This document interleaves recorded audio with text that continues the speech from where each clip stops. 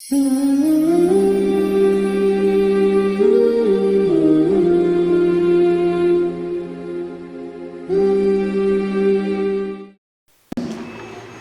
here comes the point. أَلَيْسَ مِنْكُمْ رَجُلٌ رَشِيدٌ. There is no anyone among you who is mentally stable. Because what you're doing is not even a sign of lack of fear of Allah subhanahu wa ta'ala. It's a sign of mental instability. One from among you receive guests that you have no idea who they are, and you are coming to his house making an attempt to rape them. It means you guys are mentally unstable. أَلَيْسَ مِنْكُمْ رَجُلٌ رَشِيدٌ. There is no one who is mentally stable from among you that would know that this is wrong without being told. That is where Ishaq comes from. By realizing as someone who engages people religiously, by realizing that not all sins that are as a result of lack of fear of Allah. Some sins are as a result of mental instability. When someone brings to the point of getting stupid, when someone becomes so addicted to a particular kind of drink that disturbs him, when someone becomes addicted to a particular substance, when someone becomes so addicted to money that he can do whatever it takes, when someone becomes so addicted to abusing his spouse, when someone becomes so addicted to abusing his kids, that is not as a result of his lack of fear of Allah. That is as a result of mental instability. That kind of person does not require you to preach to them. It's not going to work. What will work on those people is education, counseling. That is the reason why in Islam we always hear scholars talking about al-wa'z wal-irshad. These two words are not synonyms. They don't mean the same thing. They mean two entirely different things. And we have to engage people at these two different levels based on the categorization that we are doing. And we have to take from the example of prophets, and especially the Prophet of Allah, Muhammad sallallahu alaihi wasallam. Ibrahim alayhi salatu wasalam, when Allah described him, وَلَقَدْ آتَيْنَا إِبْرَاهِيمَ رُشْدًا.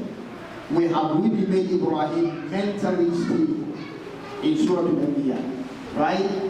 When he was described as that, what happens in the verses, if you read Surah Al-Anbiya from verse 51 down the line, what you will see is Ibrahim alayhi salam engaging his people through his father rationally. يَا أَبَتِ لِمَ تَعْبُدُ مَا لَا يَسْمَعُ وَلَا يُبْصِرُ وَلَا يُغْنِي عَنكَ شَيْئًا. Why are you worshiping something that is not going to be of any benefit to you? Something that cannot benefit you and cannot harm you. He's engaging them rationally because Allah speak about making him mentally stable. وَلَقَدْ آتَيْنَا إِبْرَاهِيمَ رُشْدًا. Right? And we see the same thing in the case of Lut alayhi salam. He was asking his people, أَلَيْسَ بِكُمْ رَجُلٌ رَشِيدٌ. Is there no anyone from among you who is mentally stable who can be able to engage the others rationally and let them understand how wrong this is rational? And we see this many times in the case of Prophet Muhammad sallallahu alaihi wasallam. In the case of the hadith of Imam Ahmad that we just recited. The way he engaged that young person.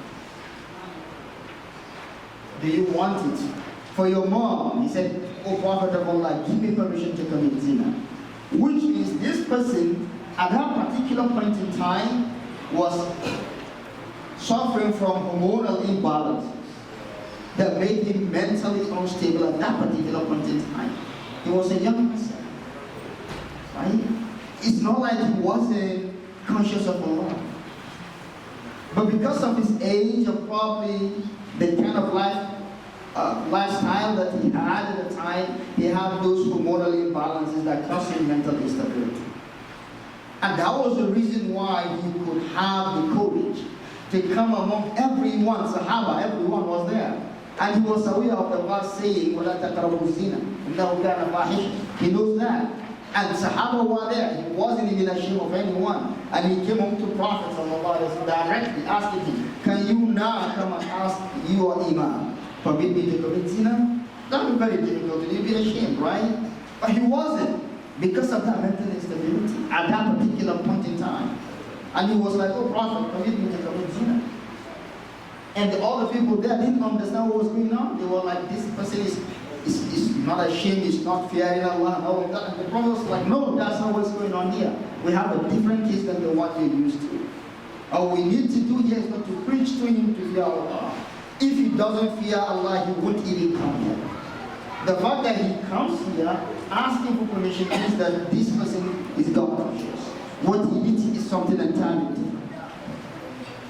And then he started the process of counseling. Do you want it for your mom? He said, no. He's engaging him rationally to bring him back to his senses. Do you want it for your daughter? No. Do you want it for your sister? No. Do you want it for your father's sister? No.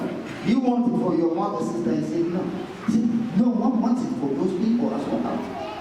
And guess what? If you commit zina, the girl or the woman with whom you're committing zina is someone's mom, is someone's daughter, is someone's sister, is someone's mother's sister, is someone's father's sister. Why would you do unto others what you don't want to be done unto you? Why would you do this? So this rational engagement is what is called addiction. For us to be able to have proper irshad in Islam, the people engaging in the irshad have to be very approachable. This is the precondition. The environment has to be safe. The discussion has to be devoid of judgment. And the result has to be arrived together with the person involved. These are four things. Very important. We have to always remember them. Because at one point or another, we will find ourselves in a position to be doing counseling.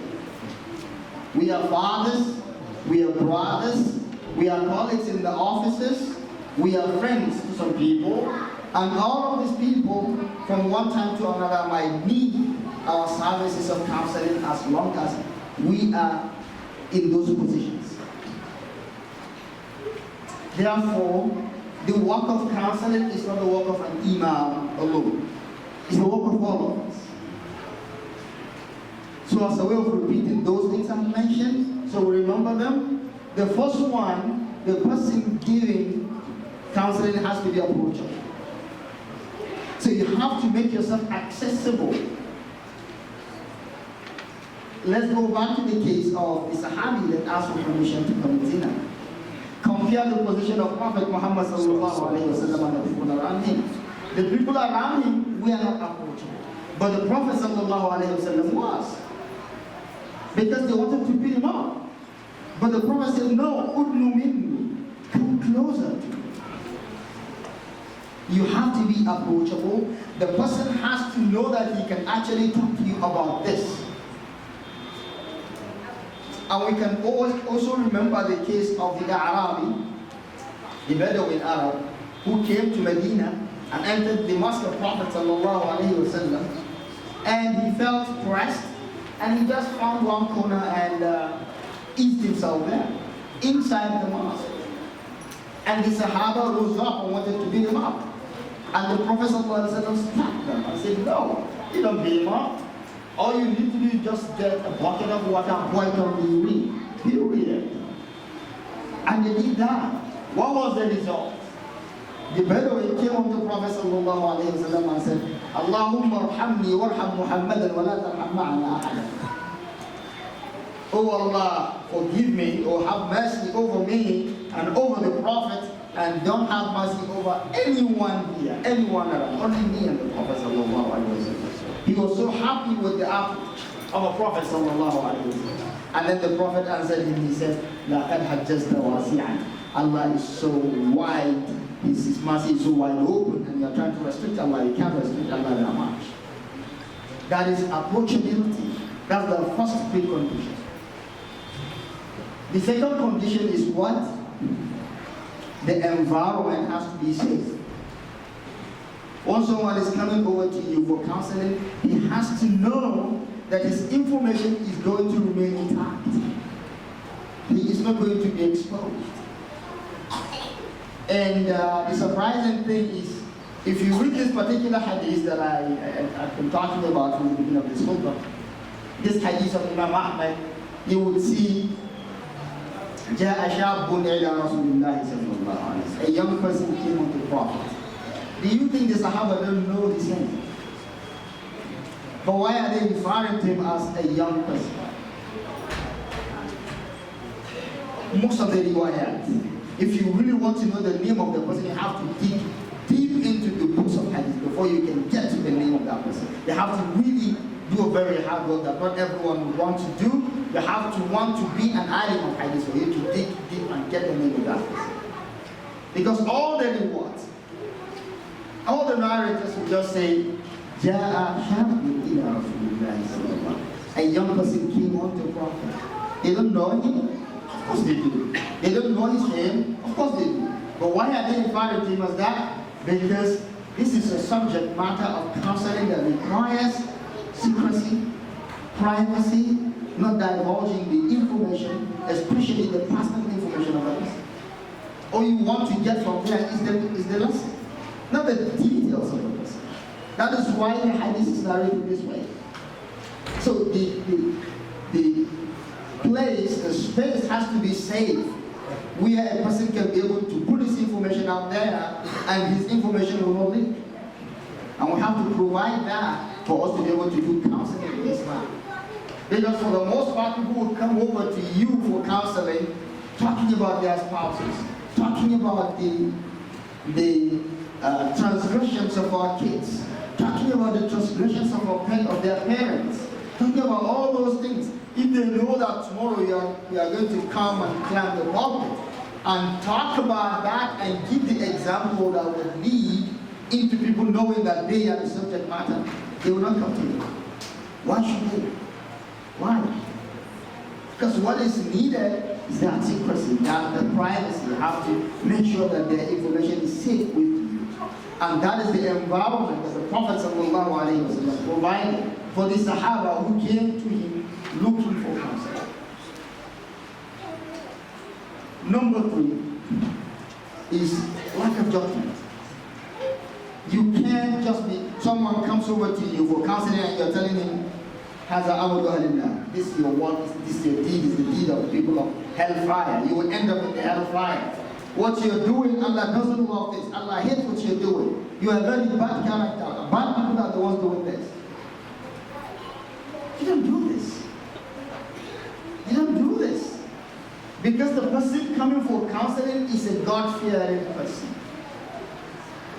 The person who doesn't have control over drinking, the problem of drinking, is not because he's not God conscious. It's because he has mental issues. And what he needs from you is not to preach to him, but to counsel him and help him.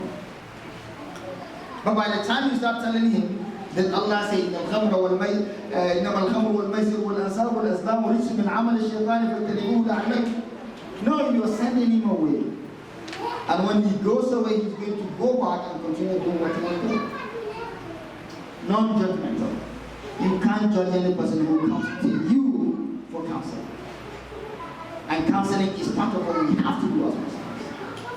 The number 4, because we have already established that the person coming for counseling already knows God. He's already close to Allah and God fearing. But only that he has a problem of mental instability, which is causing him to commit sin. Not because he's not afraid of God. Therefore, whatever decision that you are going to, whatever verdict you are going to give, whatever ruling you are going to give, has to be a decision that you arrived at together with him. You have to go through a process in which you arrive at that conclusion together with him. And after that, then he takes that as his own decision, not your decision. For him to quit whatever he was doing. أقول ما تسمعون أستغفر الله العلي العظيم لي ولكم فاستغفروه إنه هو الغفور الرحيم.